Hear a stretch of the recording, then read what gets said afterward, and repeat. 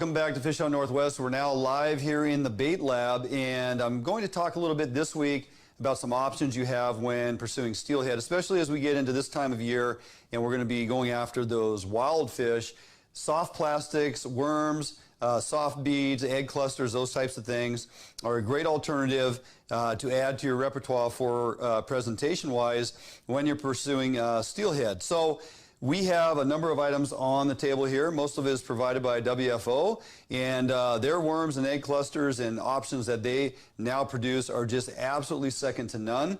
The amount of colors that they have in their worms that you can utilize when pursuing steelhead for all water conditions is absolutely fantastic. So one of the bigger questions we get here at Fish on Northwest is, well, how do you rig them? How do you fish them? Do I drift them? Do I bobber dog? Do I fish them suspended? Yes to all of that. Tonight I'm just going to cover a couple simple ways to rig them. I'm not going to put any on jig heads or jig hooks to show that you can fish a worm body as a jig. I think most people got that one pretty well nailed down. Pretty simple option that you can utilize. I'm going to show you how to string worms onto your leaders, how to fish them inverted, how to tie and fish a double rig with soft plastics, albeit a worm and perhaps a soft bead. So one thing I want to look at is, I like to take these soft plastics and oftentimes I will use them for bobber dogging or I'll even drift fish them. But for bobber dogging, it's our typical setup. Got our sliding float and our stick lead, and we're just talking about rigging this so we can fish a worm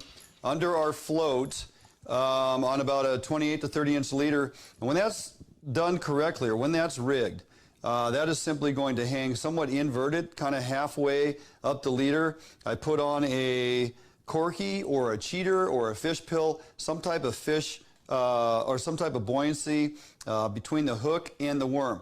It does a couple things. It adds a little extra buoyancy to it, but it also gives that a head on that worm. It gives it some additional contrast if you choose to mix and match colors.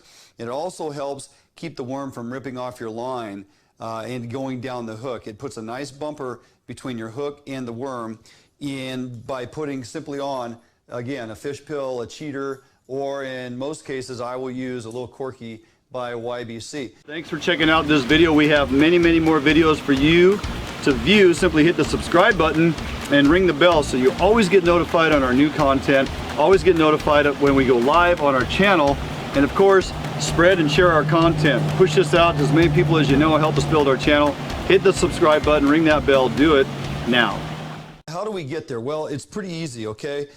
In most cases you're going to want to use a worm threader. It makes life a whole lot easier, and simply by taking a leader, I got a pre-tied leader here with about a 28 inch piece of monofilament on there. I'm running 15 or 20 pound test depending on the size of fish that we're going after this time of year. I might even bump it up to a good 20 pound just to ensure I'm going to get the bigger fish out of the wood. Now I get that hook tied on there. Now I'm going to put on a corky, and this one I put it on basically upside down, which is the top end, recognized on corkies, your top end, your finish end, typically goes up, but in this case it's going to go down because this is fishing inverted. I'm going to slide that all the way down the hook and just leave that laying there for a second. Now I'm going to take my worm, and you can pick any color, any size. I'm coupling this purple worm with a chartreuse tail with a black corky with some chartreuse in. This is creating a little presentation of contrast as I put this all together. Now I take my worm threader. You can hold the worms and try to feed them on. Oftentimes you're going to find that you're kind of up and down, and that forces your worm to be on there not exactly straight on through. We want to try to get that straight through the middle so that the leader going through the worm isn't close to any side or surface of the worm, if that makes sense. I want to try to capture that right down the middle. I find it easiest if I leave the flat side lying right down on the table or whatever it is I'm utilizing to rig this up. And I'm just going to take my worm threader, find the middle of the worm up front, and we're just going to hold that nice and level, and we're going to push that on to about this midway point on the worm. Okay, if I go a little high, I can back it out and I can kind of push that on through, keeping it in the center. Now I'm going to flip this over and I don't have it close to the surface or pointing off any one side, so I feel pretty good about where that's at.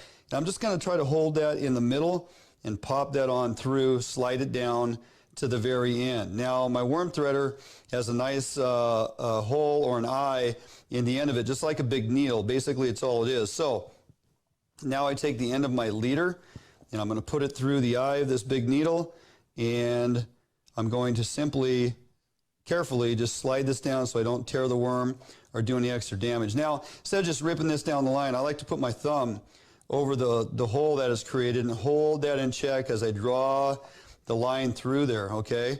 Now, just butt that up on the very end, and basically that is ready to fish. Now, it will basically hang when it's suspended somewhat like that. You could actually fish that under a float if you wanted to, but it doesn't have enough weight. It's almost a neutral buoyancy. You add a hook, it puts a little weight on it, but I typically don't just fish these suspended under a float because it takes forever to get down. You don't have any weight on there. You could put a split shot or something on there to help get it down if you wanted to fish in that regard. But for me, most of the time, 99% of the time when I'm fishing this particular presentation inverted on a corky head, I am fishing that either drift fished or more than likely I bobber dog it, okay? So now you just simply tie that onto your swivel under your float and you're fishing. That's an inverted style. It works very well. As that moves through the water, it has a lot of natural action. It just kind of rolls and tumbles and the current moves it around. Seldom does it get hung up because the buoyancy of the corky or the cheater and your worm keeps that hook up off the bottom, and it does very well. Again, mix and match your colors to create contrast in all your options that you have.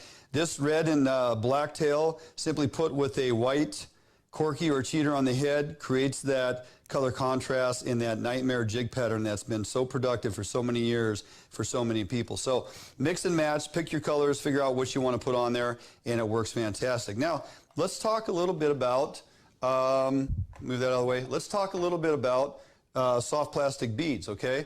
So soft plastic beads have been around for quite a while. B&R is doing a fantastic job, and they have a lot of options to choose from. You can get different size kits from them and whatnot. Turn that upside down. All different colors and a lot of options, peaches and pinks and pearls, pearl pink, a lot of options in different sizes that you can choose from. This is a 20 millimeter bead, and the nice thing is they've also come out with these T stoppers that you slide on your line, so you no longer have to use bobber stops and various things to hold them in check. You want to pin these beads 2 to 3 inches or so above your hook. This is a wide gap hook, which really works well when you use these bigger beads, and you simply slide that T down your line, then you're just going to put this bead on there. These beads all come with a hole right through them. It's easy to thread your leader through there. And now we're just going to pin that on there. That thing will fish all day long, and it does very well. It holds up very well, and is, again, neutral buoyant with a hook on there. It definitely kind of moves around in the water and seldom gets hung up on the bottom. So the soft beads work well in their buoyancy, their color attractability, and how much they move naturally in the water. Just don't put an oversized hook on there. Typically I'll fish a size 1, sometimes a size 2, but typically I'll fish like a size 1. Don't generally go up to a 1/0 unless I'm pursuing much bigger fish out on the coast. And I want to make sure I got a big, strong hook that is going to hold up on them bigger fish. You don't want wire-thin hooks bending out because you've come to the game underhooked, so to speak. So something to think about on your soft beads. Now, one thing that will happen on your soft beads when you are fishing them is that they can get hung up from time to time. And when they do, sometimes you're going to find that, let me set this down, that the bead will pop down past that T. So if you look at that, that is rigged incorrectly because here's my hook. The bead should be down here, slightly above my hook, and that T stopper should be underneath the bead, right? So this is a situation where I was fishing, perhaps it got hung up, I pulled it out, and it actually caused the bead to pop down below the T-stop. That is not a big deal, and you don't need to cut this off and put on a new bead or a new hook and setup and leader. Simply all you need to do is you slide this all the way up to the top, right to where it's going to stop against your swivel and your knot. So now my T-stopper is all the way up there. Now I have the bead all the way down at the hook. I'm going to slide it all the way up the leader. Okay, so now I have this in reverse order against the swivel, T-stopper, and bead, and I literally can push on this and pull it until it pops the stopper to the bottom side of the bead where it's supposed to be. Now I can just nice and gently slide this on down and reposition it. As you can see, I'm pulling that down the leader, and I'm going to put that back at the appropriate distance from the hook, which is going to be 2 to 3 inches, and I'm back to fishing. And that still grips relatively well. You want a little bit of friction on there so it holds in place, isn't sliding up and down all the time.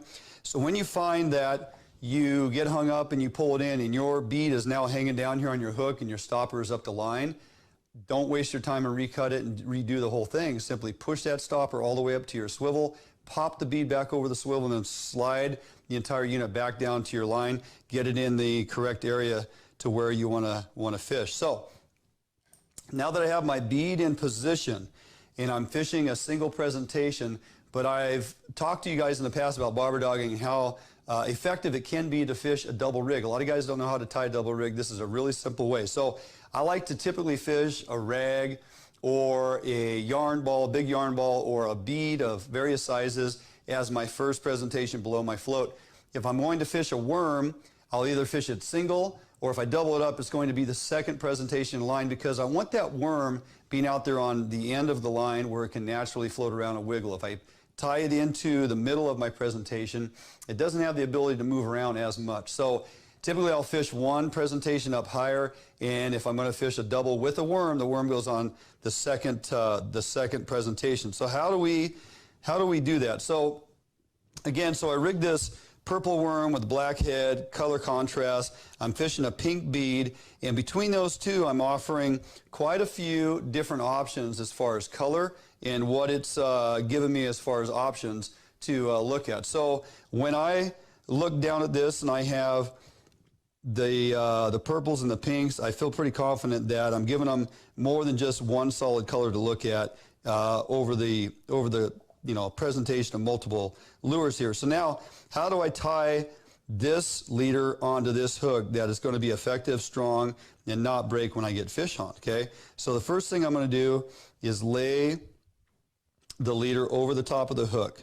All right, and I'm going to hold it. I like to hold it to this side of the hook. So I'm just simply laying it over. Now what I want to do is I'm going to wrap the line around the hook twice. I need 2 wraps on this hook. So there's 1 and there's 2. Now the tricky thing is to keep it on the end here. I'll get my fingers out of the way in a minute. So as that has 2 wraps around, you can see that that I got 2 full wraps around the hook, and it's coming into the hook and going back out the same direction. Now I'm going to simply make 4 little loops in my fingers here. Okay, so here's 1, and you go under and then over. And I'm holding those loops all together there. So I go under and I go over. Under, over again, and number 4, under and over. So now I have 4 loops. Now I'm taking this running in, I'm going underneath the 4 loops. Going to pull that through. Now I want to elongate this. Don't pull it into a tight knot right away. Elongate that and then slide it down onto the hook. Okay? Don't use your teeth, use your pliers. Bump that in tight. Snug it up again and trim off your excess. Now I have a second leader onto that hook. That knot is very strong and it holds up very well. If I hook a fish on this hook, it doesn't matter that this other lure or presentation is dangling below it. It does not interfere with that hook getting into a fish's mouth, especially if you're using somewhat of a wide gap hook for your top hook. Remember, this is the first presentation under the float, and it's this bead, okay? Now we've secured a second presentation on there, and as you look at that, you have the bead, you have a hook, you have a second leader, we have our worm. So now I'm casting out there.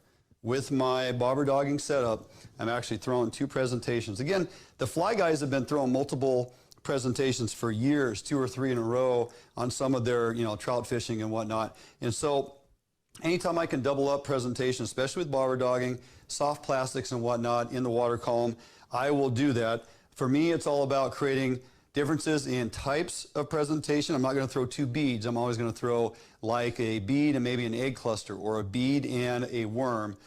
If I do throw 2 beads, and it's rare that I would, but they would be different sizes and different colors. Okay, again, we're trying to create that contrast in color, give them options to look at, and so everything just doesn't always look the same. Real quick, as we finish up, something else I want to show you by WFO is these egg clusters. These work fantastic. Now, this is a 20 millimeter bead by B&R. This is an egg cluster, and WFO puts these at about a 19 millimeter egg cluster. So there's a few things I like to do with these. One, you can fish them separately on their own, just as that. You would string that onto your line with your worm threader, just like you would a worm. You just push that through, and now that is going to go on my leader, and it's going to fish just like a bead. I've tied these up. These are doubles. Basically, I've created more of a larger profile, bigger egg cluster in various colors. And how do we do that? First thing I need to do is take my egg clusters, because they are 6 points, and these will not marry together very well. At least I don't like how they sit, and they separate from time to time when they're on your leader. So I basically like to take these and take one side and snip off one of the points of those eggs, and then I'll do it with this one here. Okay, and now I have two flat sides. Okay, so that's basically a 5-point cluster, and that's going to end up on the egg or on your leader just like this. And that's pretty simple to do. I will take my pre-tied leader, and the one thing I will put on these to hold them in check, try not to lose my little sequin there. So I put on a rubber bobber stop, if you guys can see that. So that's going to hold it to the pinning location I want those soft plastics to sit.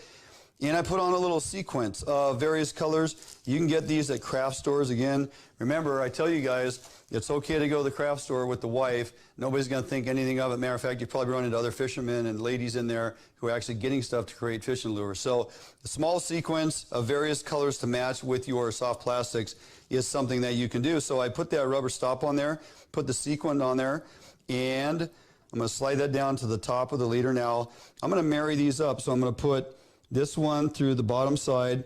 It comes out through the top flat side that I created. And then I match this from the flat side that I created and out through the top, just like this. I'm going to slide these down to the eye and the needle once again. And if I can find that on the top there, I'm going to put that through and slide those on. Okay, so now I just slide those on down to the leader. And now, instead of a 19 millimeter, if I have a little dirtier water or a reason to have a larger profile, depending on which colors I also select, because WFO makes egg clusters in a number of really good colors, I have now created something that looks to me like a very natural small cluster of eggs that most steelhead would definitely go after. And I just like the presentation of that dual on a single line like that. I think it looks very natural. It's neutral buoyant. Once again, it definitely floats the hook up, keeps it off the bottom, and they fish very well. Definitely fish are attracted to them. And if you're fishing in an area that still allows for bait and scent, by all means, go ahead and put a little bit of scent oil, you know, some Mike's sand shrimp or even some krill onto these egg clusters, or believe it or not, even earthworm. Mike's earthworm is a scent that not too many folks use for steelhead, but you should. So the dual egg cluster on a single leader works very well. Now I can run that with a bead, obviously different sizes and different colors, again creating that color contrast, but it gives you another option that you can use when utilizing soft plastics, and especially the soft plastics from WFO. So hopefully that gives you a little insight on some methods or uses for your soft plastics, whether you're going to fish your worms inverted. Again, you can also put those onto a jig hook and, you know, cut the worm a little short, feed it onto a jig hook, basically fish that like a jig, just a wormtail on a jig hook. Very effective for steelhead, especially when you're hitting pockets. Fishing around boulders and structure, suspended on our float works really well. Don't be afraid to use blacks with these chartreuse paddle tails or that bright pink. Those are deadly combinations, especially when you put them on the jig heads with contrasting colors. So again, some options to think about. That's how I like to rig some of my worms and my soft plastics. Give it a try. Pick up some WFO products pretty much everywhere or anywhere. Check them out online. Go to their Facebook page, give them a follow, and follow us each week right here on Fish Hunt Northwest out of the Bait Lab with another weekly how-to.